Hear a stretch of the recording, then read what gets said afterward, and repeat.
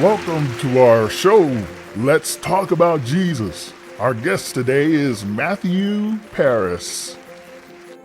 Thanks for having me. So you currently have a podcast called IJS, I'm Just Sharing, which centers on your relationship with Christ, knowing Him in the Old and New Testament scriptures, and 3 other programs you post on your channel. Today you want to talk to us about the content on thought repair, this being number 14. Right. So what are we looking at today? In Matthew 6:22 and 23, it says, "The light of the body is the eye. If therefore your eye be single, your whole body shall be full of light. But if your eye be evil, your whole body will be full of darkness. If therefore the light that is in you be darkness, how great is that darkness?" When it says the eye is the light of the body, what is it talking about? Well, in looking this up, I found out the Greek word for light here is luknos and not the word phos, which that word means light.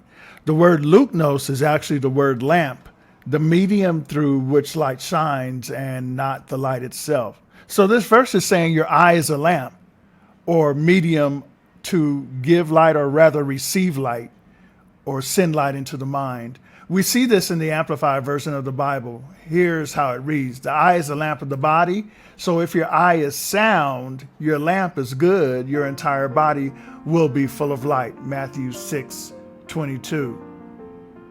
Rena decided to keep the light out in her house at night to conserve energy and lower her utility bill. The only problem was she couldn't see where everything was and kept bumping into furniture, walls, corners, and being confused as to what room she was in. What was Rena's problem? She needs light. If she stayed in the dark, she would continue to be confused and hurt herself, even putting herself in danger. Jesus himself is the light of the world. Those who refuse him will continue to be in darkness and confusion. This is interesting. The verse said something about the eye or lamp being sound. The word sound is many times in the New Testament associated with the mind. Having a sound mind is having a balanced or sane mind versus an unsound or insane mind. So actually the eye of your mind is your conscience. We see this again in the Amplified version. But if your eye is unsound, your whole body will be full of darkness. If then the very light in you, your conscience is darkened, how dense is that darkness? Matthew 6:23. You are saying that without God, we are in darkness? For sure. Unpack that a little more for me, bruh. A healthy sound mind is determined by what is dwelling in the mind. I talked about this in an IJS titled Trojan Horses, Mind Invasion, posted May 1st. We featured the book Proverbs chapter 4, verse 23, but we are going to add some verses 24 through 27 also. Keep vigilant, watch over your heart, which is your mind. That's where life starts. Where life starts is lived and destined where it ends up. It's in your mind. Don't talk out of both sides of your mouth. Avoid careless banter, white lies, and gossip. Keep your eyes straight ahead. Ignore all sideshow distractions, which means the world that is without God. Watch your step, and the road will stretch out smooth before you. Look neither right nor left. Leave evil in the dust. That's the Message Bible translation. I understand you have a presentation you're going to show us. I certainly do. I gave it to your audio and sound people over there. Okay, let's see it. You're narrating it, right? Yes, I am.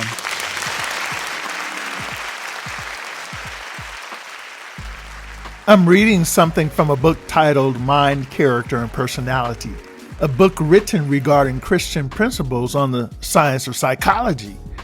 Mind controls the whole man. All our actions, good or bad, have their source in the mind. It is the mind that worships God and allies us to heavenly beings.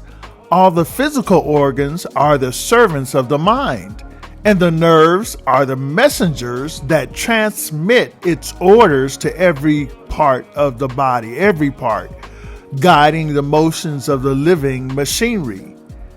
The harmonious actions of all the parts, the brain, the bone, and muscle, is necessary to the full and healthful development of the entire human organism.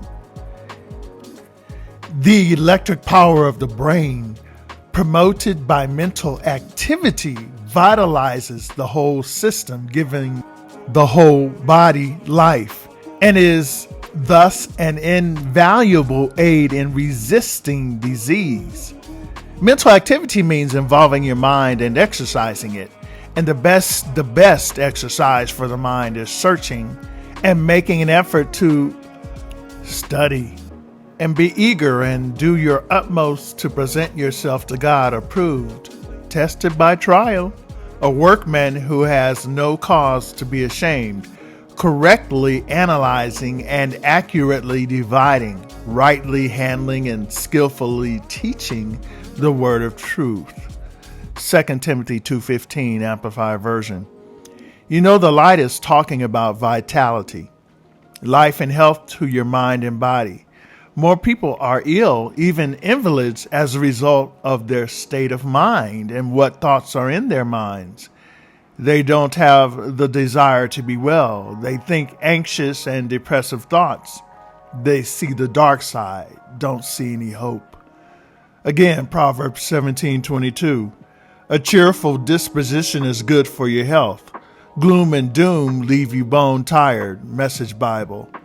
Our daily disposition, moods affect our mental and physical health. Our choice is the determiner.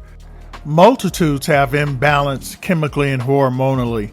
A lot of times, this is a result of the habit of thinking and what is fed to the mind, reading and watching, and what is put into the body.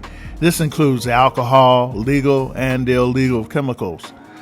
The way we think and choose, again, there are those who don't have the choices needed or don't understand what is needed, affects the lifestyle we lead, which feeds into ill health. Are we eating life-giving food? And whatever is eaten is not overindulged and balanced at the proper times? Or are we eating health-destroying food and drink because it tastes so good? Are we getting fresh air, plenty of oxygen, sunshine, exercising the best to our abilities, drinking plenty of water, temperate in all that we do, which includes not overworking or overdoing, not getting the rest and sleep we need? And finally, are you determined and have chosen to follow Christ and not this world, or follow light versus darkness?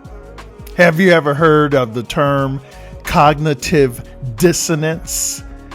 What this is the psychological conflict resulting from incongruous beliefs and attitudes held simultaneously. In other words, trying to believe true fact and false at the same time. 2 Thessalonians 2:10 and 11. Those who are perishing, going to perdition because they did not welcome the truth, but refused to love it that they might be saved. Therefore God sends upon them, and what that means, he allows a misleading influence, a working of error and strong delusion to make them believe what is false. If you don't believe truth, only thing to believe is false. The main determiner for health of body and mind is what spirit are we continually choosing to inhabit us. The choice of thoughts determines that. The Spirit of God. Summing it all up, friends, I'd say you'll do best by filling your minds and meditating on things true, noble, reputable, authentic, compelling, gracious, the best, not the worst, the beautiful, not the ugly, things to praise, not things to curse. Philippians 4:8 Message Bible, and that is talking about Jesus. It's all relational. Are we investing in our communion with God and Jesus Christ, making sure He is the foundation and source of our life and the length of our days? Behold your helper, Jesus Christ. Welcome Him and invite His gracious presence. Your mind may be renewed day by day, and it is your privilege to accept peace and rest. Rise above worries and praise God for your blessings. Let gratitude be expressed for the great love of Christ that has been and is still being shown toward you. That's mind, character, and personality. I thank you, Brother Matthew, for joining us today and sharing with us your thought repair. It was truly my privilege. I hope everyone was blessed and was spiritually benefited.